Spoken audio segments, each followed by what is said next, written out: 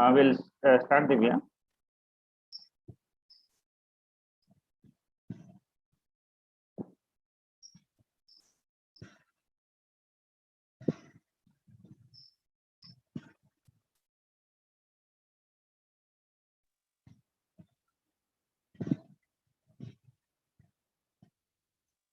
Good evening, sir. Good evening, staff members, and good evening, my beloved students. Very warm welcome. Today, all of us have joined here to celebrate International Yoga Day 2021. On behalf of the department, it's my pleasure to introduce today's speaker, Ms. Divya Chokshi, yoga instructor and a counseling psychologist. Divya is a trained Hatha yoga instructor. She has been practicing yoga for past 7 years, and formally she became an instructor 4 years back. She has undertook the internationally renowned 1000 Sound 50-hour Hatha training program in the Isha Ashram in 2016. She is quite popular in her field and she is conducting live and regular online workshops on a daily basis. So Divya is also a qualified professional psychologist. She has completed her master's degree in counseling psychology in 2019 in MSW. And she also has hands-on experience in counseling and psychotherapy. Having studied professional counseling psychology, she is very much aware of the limitations of modern therapy to touch the deeper and subjective dimensions of life. So in her work, she most often tries to combine therapy with her yoga practices. And we are extremely happy to have you here with us. Thank you for joining with us, Divya, and we'd love to hear from you. And I guarantee that the session will be delightful and useful to all our students and other staff members. So with this, I'll wind up my speech and I will hand over the session to the speaker. Divya, you can start.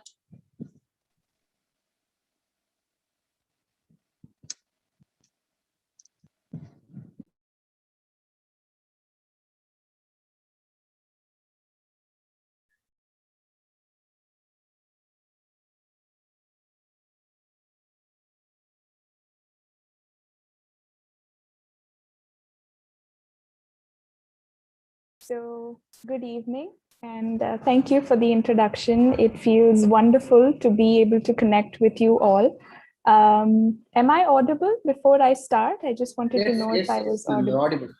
Okay, so you can, before we start, in all of my sessions, we usually, if you're in a live session with me, I usually would like to create an atmosphere where all of us are really committed to that yoga session. So in an online session, which has been completely new for all of us, there are a few things that you can do from your end so that you create an atmosphere at your home or your workplace where you are right now, so that you are left undisturbed for the next 45 to 50 minutes or for the duration of the session that we have here. So a few things that you can do is you're seated in a place where you are not disturbed by anybody. If you have kids or pets at home, you can just leave them aside for a while. It's best to view this on your laptop, but if you're having a cell phone, you can place it on do not disturb mode and so that you're not interrupted. Please ensure that that you don't leave the session in the middle. It's just for about 45 to 50 minutes. So you be seated for the entire duration.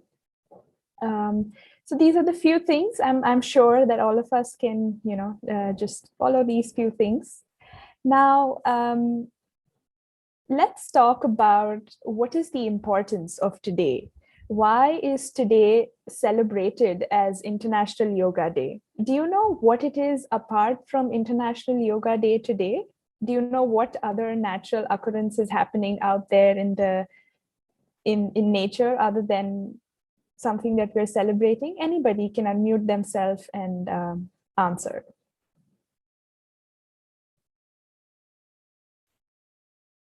Okay, so it's the longest day. Yes. The longest day in the year, and today is also music day. Okay, thank you for that. I didn't know it was music day, but today is the summer solstice, so it is the longest day. And also, this day has been marked as an important day to, if you're somebody who's looking at exploring an inner dimension or making an inward journey, today is a good day to start that. So what is yoga in our experience, or from the things that we've learned from or heard? Would somebody like to elaborate on that? What do you feel yoga is, or what it is according to you? Anybody, you can unmute yourself and just answer. Connecting the internal and external world, Okay. environment. Okay. Thank you. Anybody else?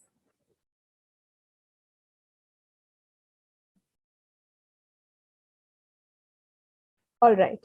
So usually when we say the word yoga, a lot of people have this understanding that it means standing on your head, and normal means standing on your 2 feet, isn't it? A lot of us have this understanding that it's about getting into impossible postures, impossible physical postures. So yoga is not just to get yourself into physical postures. It is actually a certain way of being. It is a way in which a person can be. And that way of being has been defined in so many ways. So you would have read or heard that if you become one with the universe, then you are in yoga. If you become egoless, then that is yoga. Or when you and God become one, then that is yoga. So all these definitions are really nice to listen to, but have they become experientially true for us? Can we say for sure that, okay, I know for a fact by my own experience that this is true? Maybe a handful of us, but what about the others? So let us look at it from another perspective. So if some of you have heard of Patanjali, not the brand, but he was a saint that lived a long time ago. So he said, or he gave another definition of yoga. He's also regarded as the modern father of yoga. So he said that when you are alert, but all the activity of your mind tends to cease, but you're still able to carry on with the activities of the day and your mind is still alert, then you are in yoga. If you experience no mental modifications, then you are in yoga. So is this a definition that is workable? Does it seem that it's something you can work with, or at least logical? Because today we have a lot of neurological and neuropsychological data to prove that there's a lot of connection that psychology has found to neuroscience. And if we explore a little bit in that, then you will see that spirituality and psychology and neuroscience are a lot more connected. So let's get to the word yoga. Now, yoga attached to any other word, right, means that it's a complete path by itself. Now, a lot of you would have heard of many fields of yoga, like Hatha yoga or Raja yoga or power yoga, vinyasa yoga, all of these other, I'm sure a lot of you would have come across this. Now, in our tradition, whenever we attached the word yoga to anything else after that, it meant that that would lead you to a very evolved state within yourself. Now, when you attach the word Hatha yoga to it, it means that Hatha yoga can be a complete path by itself for anybody who wishes to walk down that path. Now, the word Hatha, do you know what it means? Have any of you ever tried to think or wonder what it is? This form of yoga? Okay, so in the traditional language in India, the word Hatha means adamant, right? In many Indian languages, the word Hatha means adamant.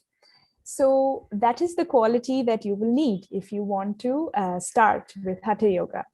After a few days, your body will be like, I am not doing this anymore. I'm not getting up early in the morning and doing hatha yoga. Now, your mind may be like, okay, I've had enough of this. I'm not doing this anymore. But you have to have this quality of hatha, or being adamant that whatever happens, I am going to be doing the practice of hatha yoga. There's also another meaning, which means that the word hatha is divided into two. Ha means the sun and ta means the moon. Now, if you would have, if you have, in psychology, we have the right and the left brain. It's about bringing a balance in the right and the left brain. So even Carl Jung talks about, anima and animus, where he says that in every man there is a feminine aspect, and in every woman there's a masculine aspect. So yoga also looks at it in this way, that there is a masculinity and a femininity in everybody, and it's to bring about that balance and unity within every person. So this is a elaborate description of yoga and hatha yoga. Now, let's talk about something that's much more practical and something that we will need today after. What will you take away from this session? So let's talk about something that people usually relate to yoga. Now, when people think of yoga, they think that it would help them to deal with their stress. Now, let us discuss on which job is stressful, or which job on this planet is not stressful. You ask the head of the state, he is stressed. You ask a person working in a company, he is stressed. You ask the man on the street, he is stressed. So actually, there is everybody that you will come across, he seems to be stressed with whatever he's doing. Let us look at it in another way. No job is stressful. It is just that somewhere down the line, we have forsaken our ability to deal with our day-to-day life. Tell me this, why would you and I choose to do something that is not giving us happiness? Aren't we all doing whatever we're doing in our life so that it gives us happiness, and it from a place of growth? So no job actually is stressful. It is just that we have lost somewhere our ability to deal with the situations that we come around in life, and our way of response to those situations may sometimes lead us to stress. Now, these are talking about yoga and stress. Now, what is it that yoga can help me with? Now, if you notice, the first things that you will notice with the practice of hatha yoga is that it has a direct impact on your sleep. Now, if you know this, or if you do not know this, sleep is a lot of people, you come across them and they say, I love sleeping. I feel amazing after I sleep. After a week of working really hard on something, they say that I'm just going to sleep off the weekend. Is it that the people are enjoying sleep, or the after effects of sleep? If you've had a good night's sleep, then it is directly shown on your next day's productivity and efficiency. So when it comes to sleep, how restful you are from the sleep that you've got helps you in your productivity. There are a lot of studies to show this to you.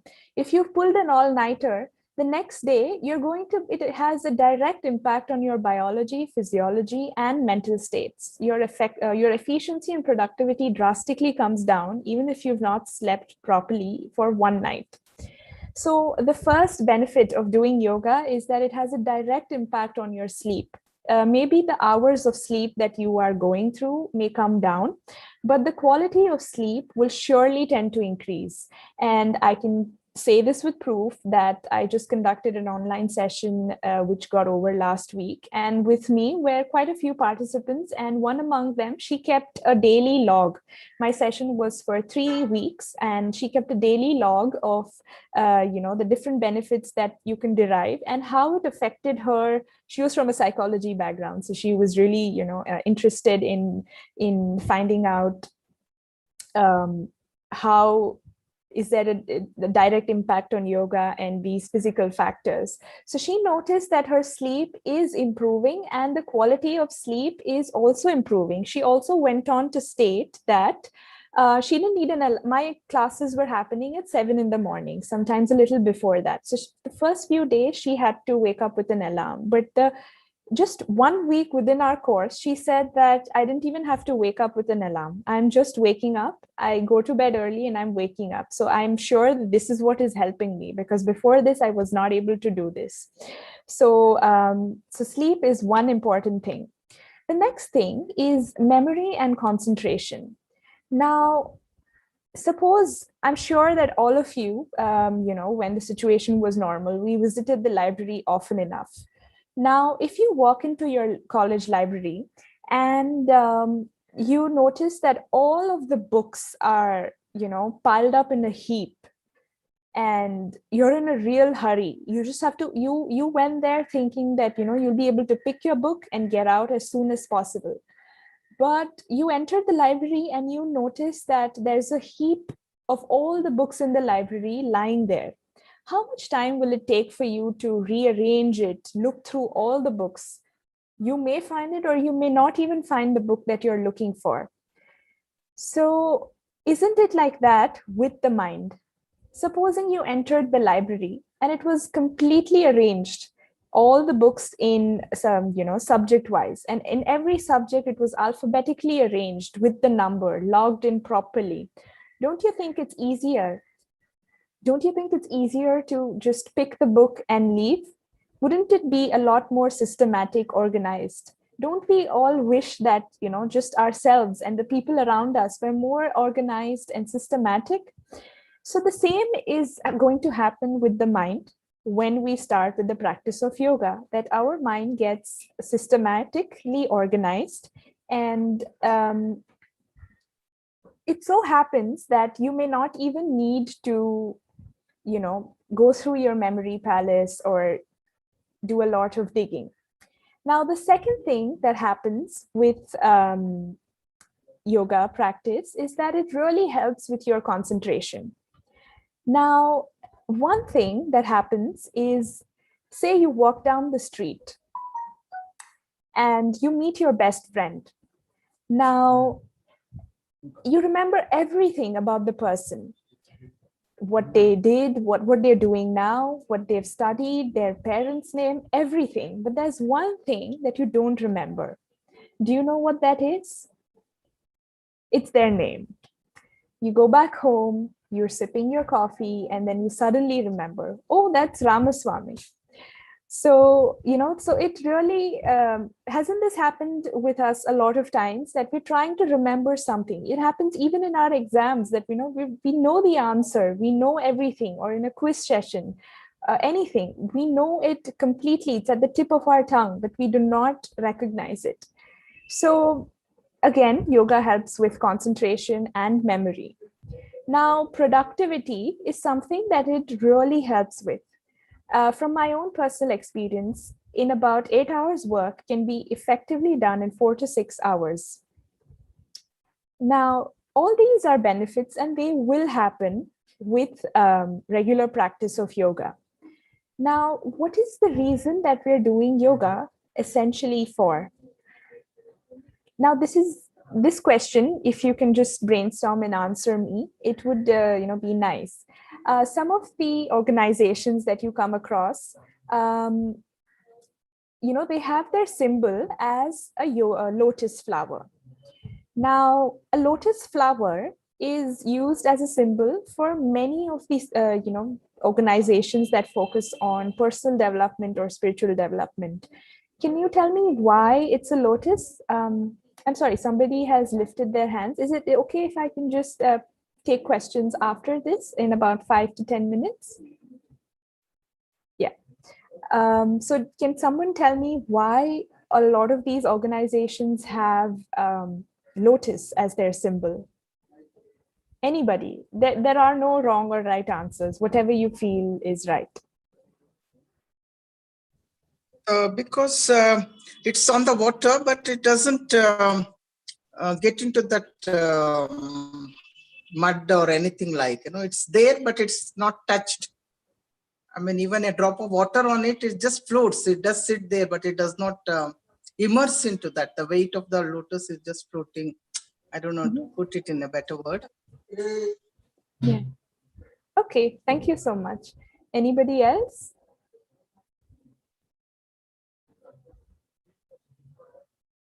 Okay, so actually what it was said is right. What you were trying to say is that even though, before that, can you tell me where a lotus flower grows? I think anybody. Lakes, Mhm. lakes Okay. or pond or It's I mean, gone. it's a dirty place also. I mean, where the water is there. Right. So wherever the slush is more, that's where, or in a pond where the water is usually stagnant, wherever the slush is more, that's where the lotus grows. So what I would like to say or point out here is that something about the lotus plant has to be taken inspiration from, that even though it grows in the slush, how much ever the deep the roots are, that's how strong it becomes. And if you would have noticed, if you try to put water on the lotus plant, lotus flower, it doesn't get wet. It just there's a layer of lubrication and it doesn't get wet. It is the flower is quite separated from the water, and you can see it with your own visual eyes. So what I'm trying to point out here is that we face a lot of situations in our day. Say you planned your day in a very systematic order from the time that you get out of your home or your room, till the time you fall asleep. Maybe you're somebody who's really planned your day, but then something or the other comes up which totally pushes you aside. Now in these type of situations, it's about how we respond to them. Are we responding in a way that we lose our cool or balance, or are we responding in a way that is helping us, or are we responding in a way that is damaging us, making us more anger, making us more angry, or filling up with anguish, or making us more depressed about it? This is the question that we have to ask ourselves, that what is it that we want out of the day if it really throws us off? Now, not all of us can, have our day 100% as we have planned. And there will be a lot of things that life throws at us unexpectedly. So should we fall off the cliff every time something unexpected happens? That would take a lot of effort, right? So if we cannot, so in the yogic culture, people could not take care of everything that happened on the outside, but they found a solution that everything that happened within us could be taken care of. How we respond to the world, how we respond to the situations happening outside. Now, this way of responding was something that was really taken care of and done in a very systematic way. So that is the whole science of yoga, that whatever life throws at you, you can still be in a way where you're untouched by all of it and still blossom like a lotus flower, where everyone seems to appreciate. So so the question I asked, we only tend to remember the beauty of the lotus flower and not where it grew or the surrounding of it, right? So that is what yoga would really help us with, that there is a certain blossoming that happens with regular practice of yoga within a person. And everybody is going to notice it regardless of sooner or later. So this was from my end, about a short introduction of yoga. I have a small practice for all of you that we could do together today. So in the beginning, there will be a demonstration about what the practice is and how to do it. And there will be a point in the video where they will show or tell you that now we will all do it together. So after this cue is when you can start doing this. Now for this, just ensure that you have about 3 feet of space on the ground, as you'll have to stand up and then sit and do this.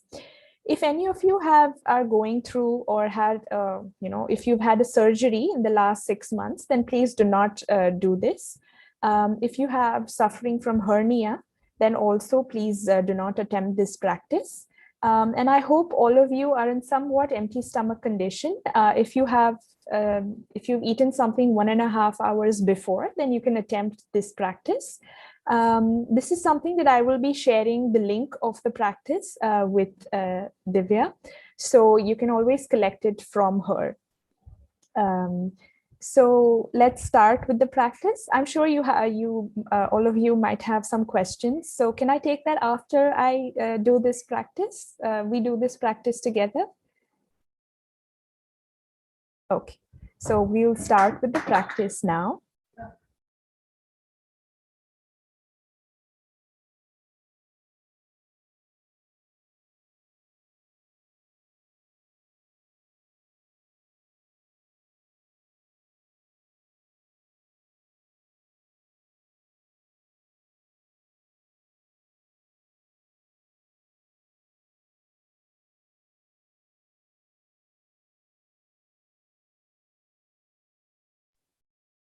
I just wanted to know if I can get access for screen sharing for about 10 minutes.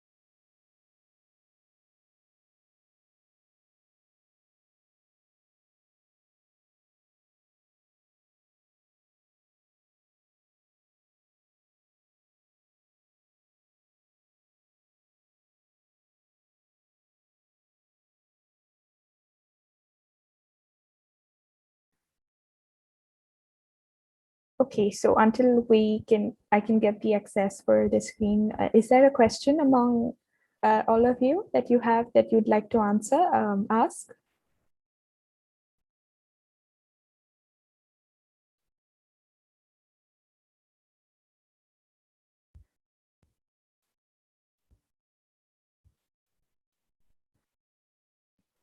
Hi, ma'am. One question I had. Why is in yoga, even though it helps in maintaining the balance of the body, mind, body together, why is the process very slow? By slow, do you mean why are the practices very slow? Yeah. Right. So may I know what kind of yoga that you've been exposed to, or have you had any experience with yoga before? Yes, I did have a couple of experiences with yoga, let it be Hatha yoga or Ashtanga yoga, which are all sorts of yoga. I did have some experience with that. So I just wanted to know, like, why is the process like a slow process? What is the reason behind it? All right. So in Hatha Yoga, the kind of practices that I teach, they range from something that's basic that somebody who's not exposed to yoga can do, and there are practices that are slow, as you mentioned. Now, there is also another practice that I teach, which is called Anga Mardana. Now, the word Anga Mardana means Anga means the parts of the body, and Mardana means to either have control over them, mastery over them. So basically, if you are interested in learning a practice that is, fast paced at a certain pace, then there are practices that will help you with that. And also, the reason, to answer your question, why they are slow is because, as I mentioned in the beginning, that it is about also getting Hatha Yoga is not just about, deriving physical benefits or mental benefits. It's also about aligning the body, the mind, and our emotions in a particular way for your effectiveness to improve. So now, for that to happen, for all of these things to get aligned, there is a certain speed in which you need to do these practices. Now, just if you practice something really quickly, then you will see that you could do something really quickly to sweat, to feel that adrenaline rush in you. But if you're interested in really, getting a deeper inner experience out of somebody or out of a practice, to start slow is a good way. And then, as you've had more experience with the practice, then to do it then to go for something that's a lot more quick or fast paced would be a better option. But it also depends on what your priority is. If you're looking at getting fit, or if you're somebody who's looking at flexibility and workout, then there is a certain practice called Anga Mardana, which you could explore and opt for that. I hope I've answered your question. Thank you so much. That was really nice. I could get a better clarity on it. Thank you so much, ma'am. Yeah. Sorry to interrupt, Divya. You can share the video now. All right. Thank you. So just before we start the practice, I encourage all of you to do this. And it's a practice that, doing it just once, you'll be able to notice some difference in how it is.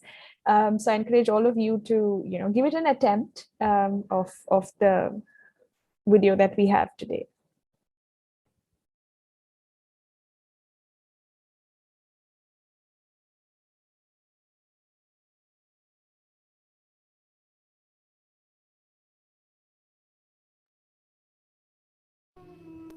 To practice Yoga Namaskar, you will need a light stomach condition.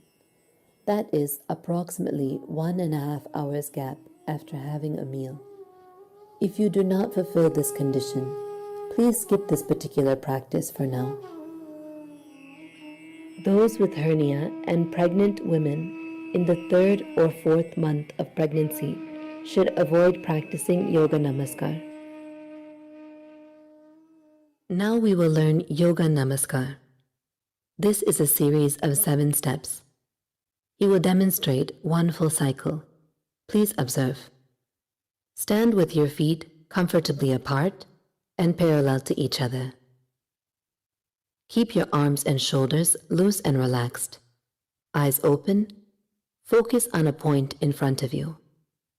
Once your focus is steady, hold Namaskar by bringing your palms together in front of your chest. This is the starting position. As you inhale, bring your hands up above your head.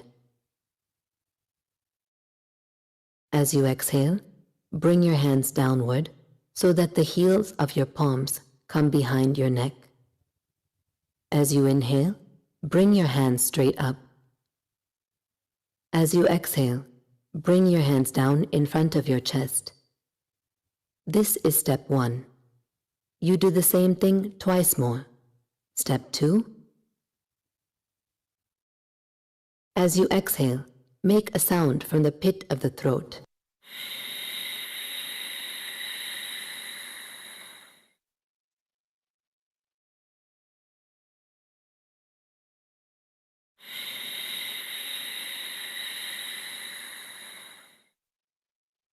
Step 3. The whole time, your fingers should be together, pointing straight up, even when you bring your hands behind your neck. As you bring your hands up, it is a full inhalation. As you lower it down, it is a full exhalation with the sound. After you do this 3 times, you squat straight down. Step 4. As you inhale, bring your hands up. As you exhale, bring it down behind the neck. As you inhale, bring it up. As you exhale, bring it down in front of your chest. Then, as you inhale, push your hands straight out in front of you, fingers pointing forward. As you exhale, making the sound, bring it back to the chest. Do this 3 times. Step 5.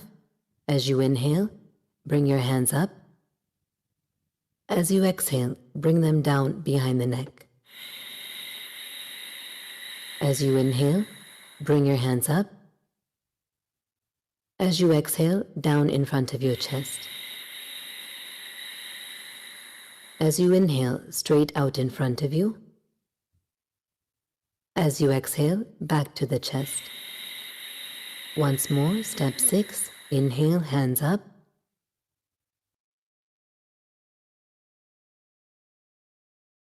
Exhale, down. Inhale up. Exhale, down. Inhale, hands straight out.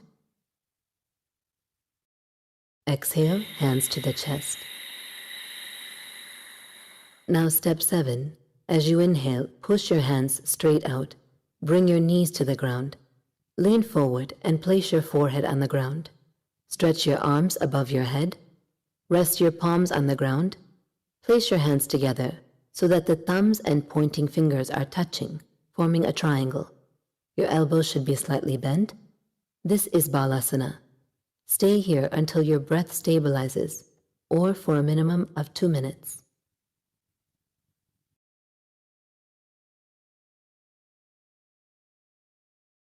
Then gently stand up and come back to the starting position. This is one cycle of Yoga Namaskar. We will look at a few modifications and corrections. If you find it difficult to squat, then you can place a support about 1/2 inch or 1 inch thick below your heels and squat down, ensuring your feet are parallel to each other. For some people, while bringing the hands behind the head, the fingers are pointing backward. The fingers should be pointing straight up. Also, there is a tendency for the head to come down. The head should be straight. Do not move the hands too quickly or casually.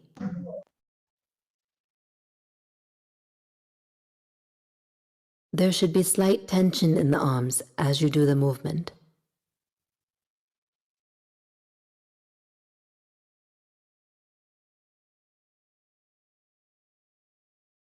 Now we will do one cycle of Yoga Namaskar together, incorporating all of these corrections. Please stand.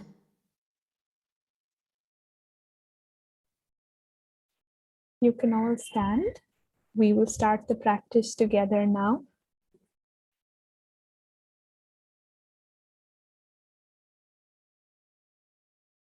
Stand with your feet comfortably apart and parallel to each other. Those of you who need a cushion as support to squat, you can keep it just behind your feet, and when we come to step 4 to squat down, you can step backward onto the cushion and use it as a support when you squat down.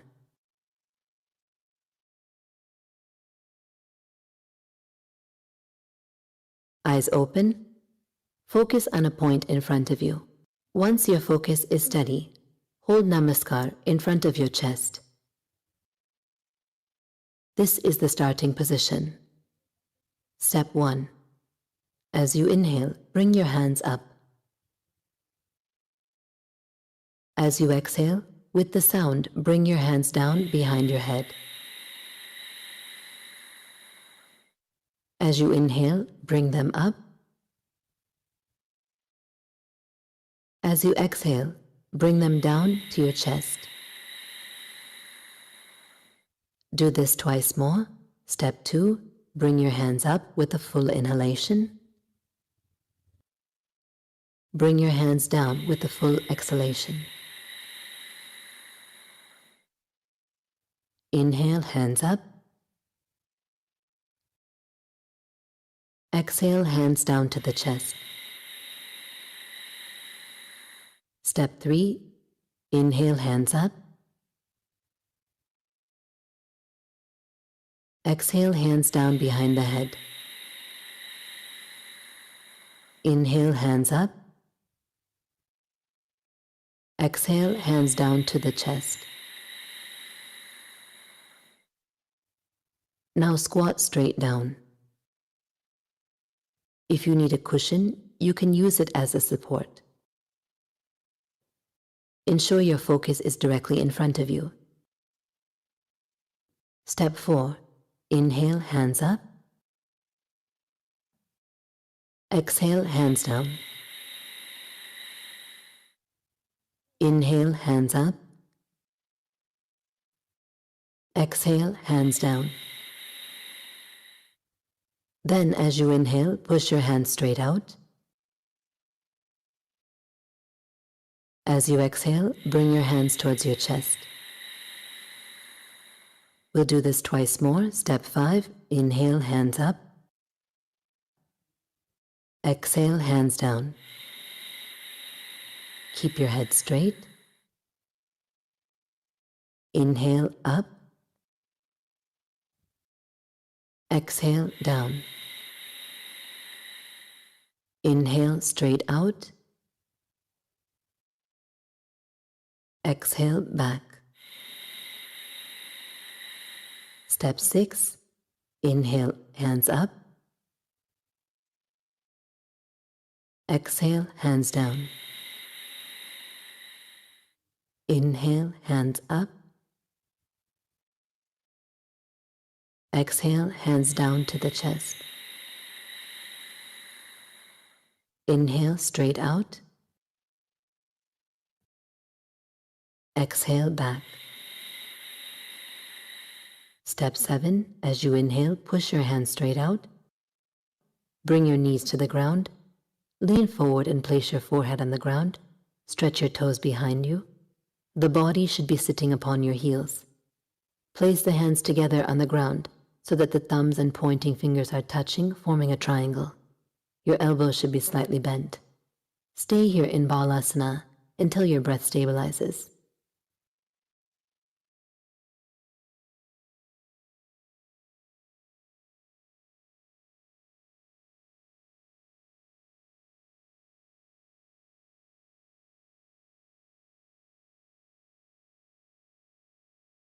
Then gently stand up and come back to the starting position.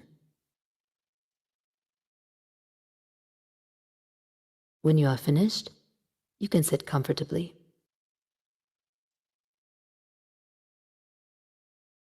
When you practice Yoga Namaskar on your own on a regular basis, for more impact on the system, instead of doing 1 cycle, you can do 3 cycles of Yoga Namaskar.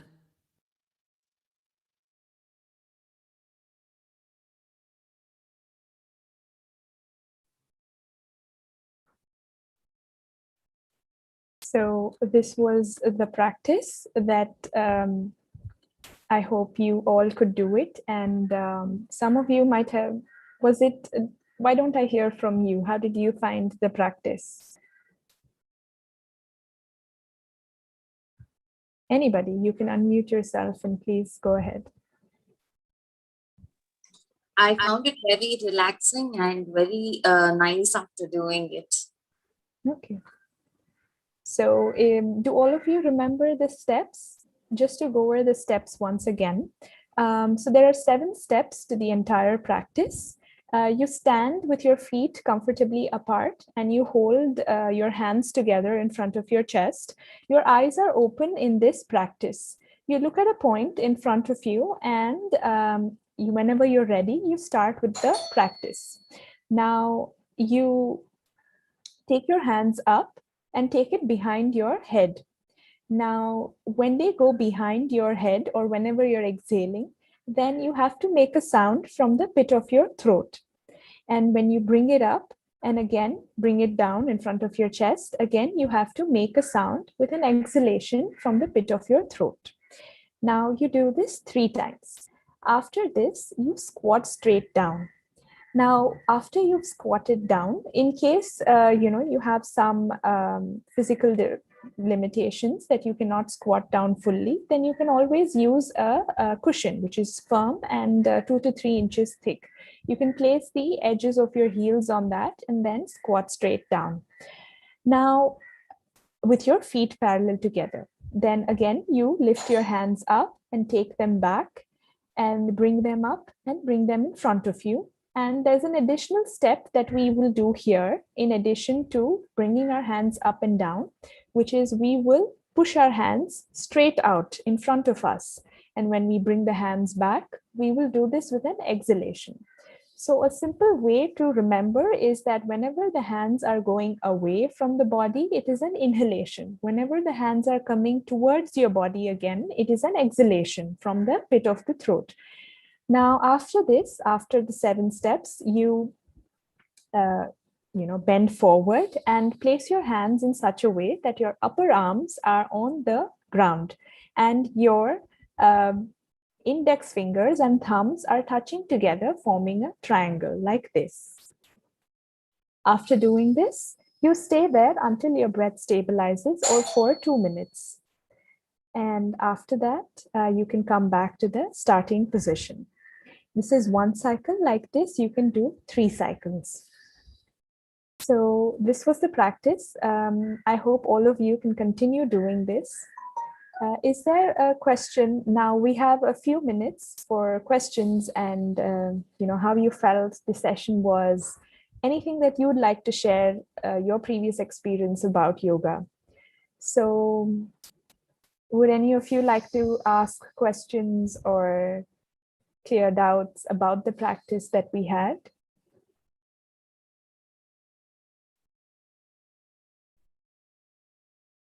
I think we have a little more time for questions, so we can take a few questions.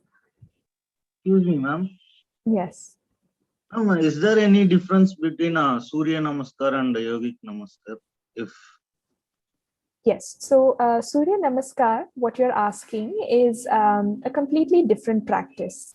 It needs a lot more attention to detail. So this Yoga Namaskar that we did now is very easy, and it just took us about 10 to 12 minutes to learn it. Now, Surya Namaskar is, the main difference between the 2 practices are that Yoga Namaskar is a series of 7, the practice has 7 steps. Surya Namaskar, on the other hand, has 24 steps, and it takes a lot, and there's a lot more detail to the practice in terms of breathing. The postures are completely different when it comes to Surya Namaskar. If you're looking at, if you're looking at exploring yoga practices in a little more detail, and if you'd like to have another practice in your yoga routine, then there's a practice that you can do, which is apart from the practice that Sir mentioned right now. It's called Surya Kriya. Now, Surya Kriya, if you're looking at a strong physical, mental, and a spiritual element, then Surya Kriya is the practice that you should also be looking at.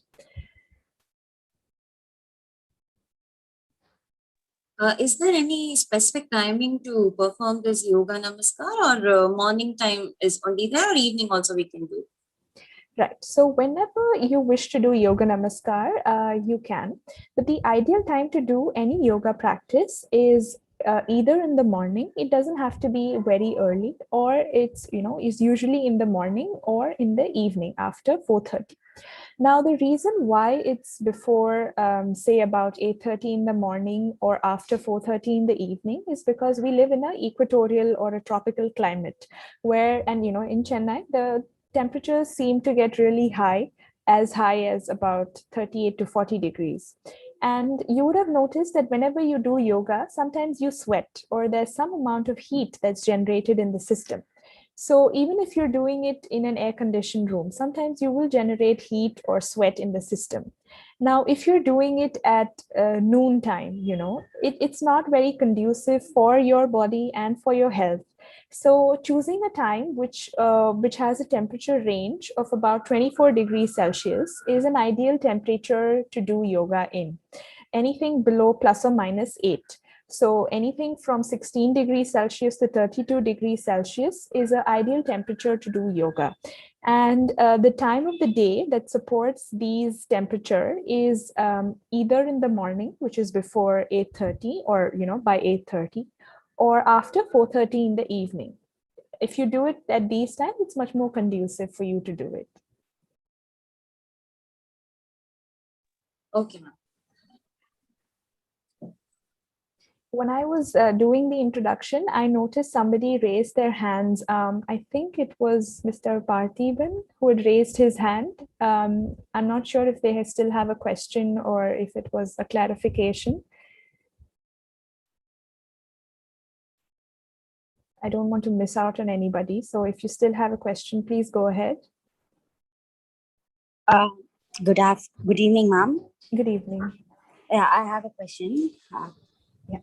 So, before 2 years, I had an accident and I had a ligament tear. So, after 2 years, I started doing cycling and walking. Meanwhile, even I wanted to do yoga, so I started.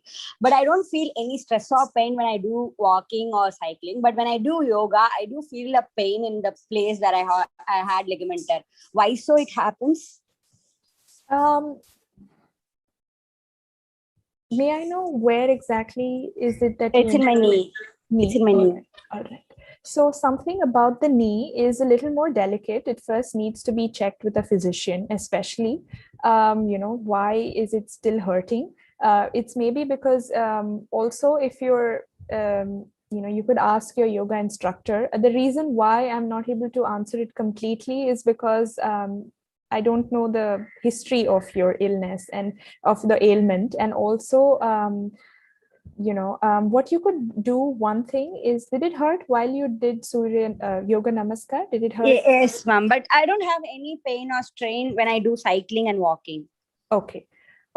So first thing that you could do is, if it's just happening with yogic practices, then first thing that you could do is get it checked with a physician, probably just to see what, if there's something within it. Sometimes it's not just the ligaments that hurt us, it's also the sinuses that are there present, which are even more minute than the muscles or the ligaments that we have in our body. So you can check if something other than your ligament is affected. And after that, if you wish to, I could speak to you separately. Probably if you're willing to share your number, we can see how to, deal with this. There are practices especially designed for the knees that help in improving them.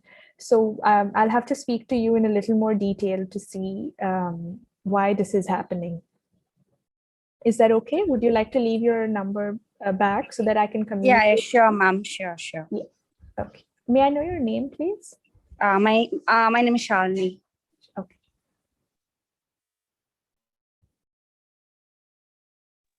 Okay, I come across some statements stating that with yoga, the very intake of our food gets under control. Our diet automatically comes under control. Is it a myth or does it really happen? And if it happens, why it happens like that? So are you asking that with regular practice of yoga, Yes. Just to rephrase what you've asked, with regular practice of yoga, your appetite reaches an optimal level, right? Is that what you're asking? If we were under eating, we tend to eat more, or if we were eating more, we tend to eat less. Is that what you're asking? Yes. It is properly under control. It is taken under control, neither more nor less, but right. Sufficient we have. Yes. So this I can say from my own personal experience that, the thing with yoga is that the benefits that you derive out of it are going to be tremendous. But the only thing is that you have to do it, right? So with yoga, what you will see that, and the other thing with yoga is that it has to be done consistently every day, and once you start doing it regularly, you will see that yoga and food will have a direct relationship, because while doing yoga is a very scientifically designed method of of, elevating our own selves on all levels. When we do that, it also has a direct impact on our biology and physiology. So you will notice that some of you with regular practice of yoga, you may tend to lose weight. Now, some of you don't have to find this surprising. You will tend to increase weight. Now, this is not to say that you're increasing in weight or decreasing in weight. It is just that with practicing yoga, you reach your optimal level in terms of weight, in terms of your attention, memory, in all aspects. You will see that you are reaching at an optimal level that your body needs or deserves. So if you are going to do that, then you will see that the amount of food that you take also, it has an impact on that as well. So you will see that some of us will tend to eat more because the body is needing more. The metabolism of the body has started to increase or is becoming more functional. So you will see that you will tend to eat more is because, the direct relation is that your calories are getting burnt, with the practice of yoga. So you may tend to eat more. Or if you're somebody who's, naturally, if your metabolism is high or is getting overused, then with practice of yoga it may come to its optimal level and you may tend to eat less because you don't need so much anyway. The metabolism is happening, so the intake of food will also naturally come down. I hope that Thank was you. helpful. Thank you. Yes. Just to point out one more thing, that with practicing yoga, a lot of other things that we do, say, for example, you're visiting the gym or you're doing aerobic exercise, Zumba, anything else that we do externally to, bring fitness and health to us. One thing that has to be kept into mind is that, if we pursue a skill or, anything on the outside, that can be competed with anybody up, anybody around us. But when it comes to yoga, I hope that all of you taking today as an inspiration will start on your yoga journey. And when you do that, you can have one thing in mind, that yoga is not about, competing with somebody. It is not about saying that, comparing yourselves. Yoga is a very subjective dimension where it is about going inwards. So when you go inwards, there's only one person, which is you. There's no competition there. There's nothing to say that, so this person has lost weight, this person is, this, there's no comparison. If you try to compare yourself with another person who is, going through certain changes, and if you compare, are you going through the same changes? It doesn't work like that. You have to observe what's happening with your body and your system and your mind and emotions. And if you keep doing it just the way the instructions are, you will see that there is a difference in how you were when you first started doing it and how you are now with a few weeks of practice. We'll take one last question.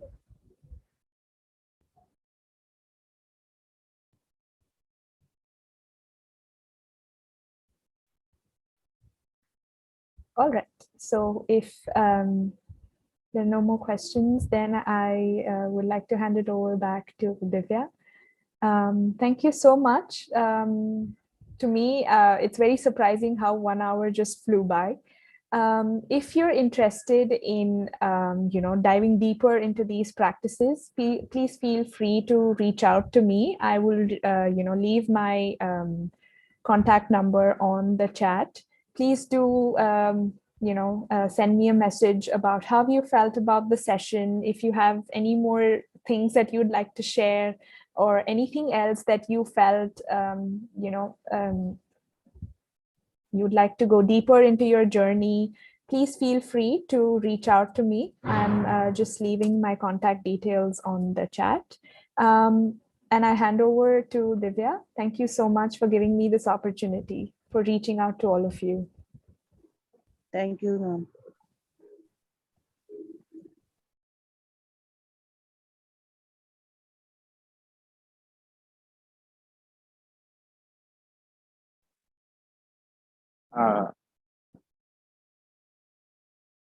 Thank you, Madam Divya Chokshi. That was a wonderful session, and HOD of Department of Psychology.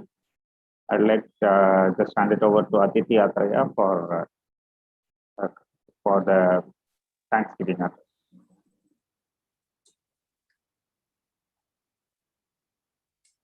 Thank you, sir, and thank you, Ms. Divya, for giving such a wonderful session where a lot of insight we got related to yoga and why yoga is so special and how it inspires everyone. So thank you so much, and thank you for clearing all the doubts connected with it. I'm sure our students as well as the staff would have taken it in the positive sense, and hopefully we would try leading much more of a healthy lifestyle.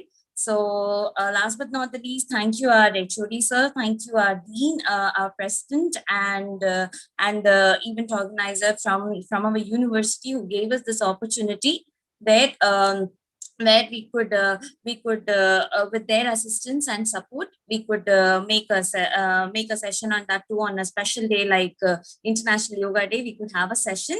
Thank you so much. Thank you for giving this opportunity. Last but not the least, from this session, I'm sure it's going to benefit each one of us. So let us go. Let me end the session with the quote stating that cheers to yoga, cheers to a good lifestyle. Thank you all. Thank you so much. Thank you. Thank you, ma'am.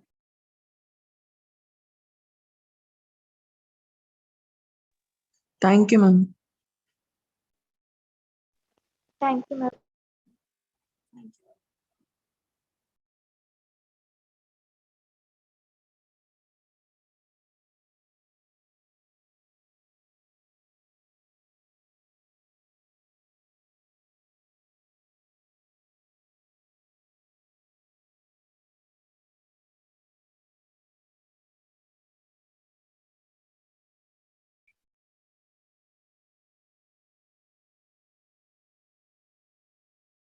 Terima kasih,